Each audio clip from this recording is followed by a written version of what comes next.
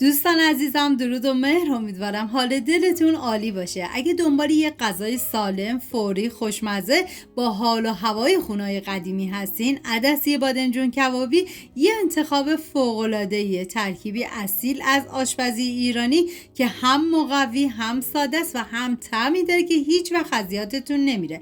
پیازی که داریم به صورت نگینی ریز کنید و موادی که ما برای این عدسی نیاز داریم شامل 300 گرم عدس، 1 عدد فلفل دلمه‌ای و 6 حب سیر، 2 عدد بادمجان، 4 عدد پیاز. ادویه‌ام شامل زردچوبه، نمک، فلفل سیاه و پودر تخم گشنیز هستش. حالا داخل قابلمه من مقداری کره حیوانی ریختم که شما از هر نوع روغنی که دوست داشتین میتونین استفاده کنید و پیازی که ریز کرده بودم و بهش اضافه میکنم و هم میزنم و زمان میدم تا پیاز کاملا سرخ بشه و بهتون پیشنهاد میکنم که حتما این عدسی رو درست کنین، چون واقعا یه طعم دودی و فوق العاده خوشمزه که هر کی بخوره عاشقش میشه. و حالا نوبت اضافه کردن ادویه هست، شامل زردچوبه، پودر تخم گشنیز، فلفل سیاه و نمک.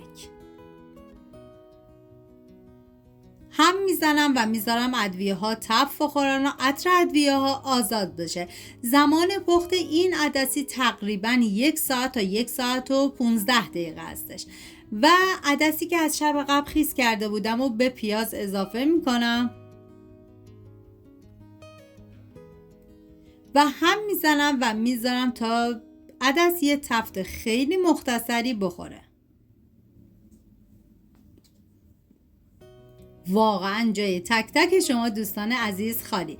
حالا مقداری آب بهش اضافه میکنم. ببینید آب زیادی به هیچ عنوان اضافه نکنید، به قدر آب اضافه کنید که فقط روی عدس رو بپوشونه و زمان بدید تا کاملا بپزه، ولی عدس فرمش رو از دست نده، نذارید خیلی له بشه. حالا من یه هم میزنم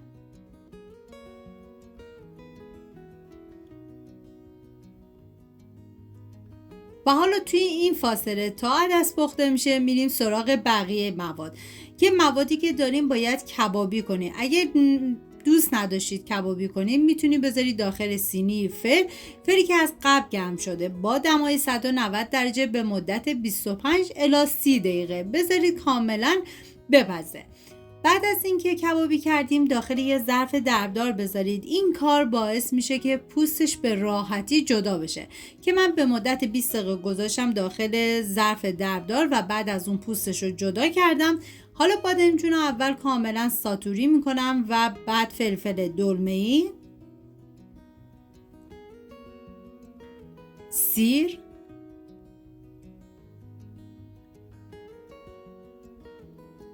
و حالا همه مواد رو با هم دیگه مخلوط میکنم و دوباره ساتوری میکنم.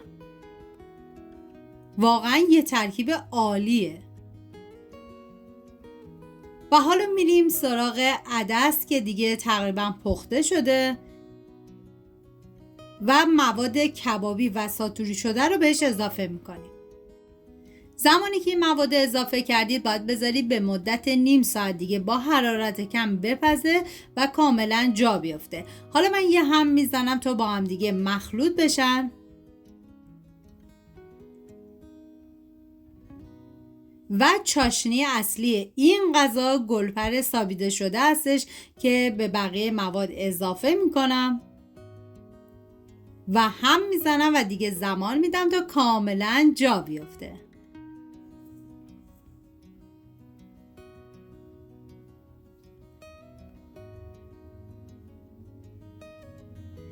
غذاهای گیاهی واقعا میتونن هم خوشمزه باشن هم مقوی.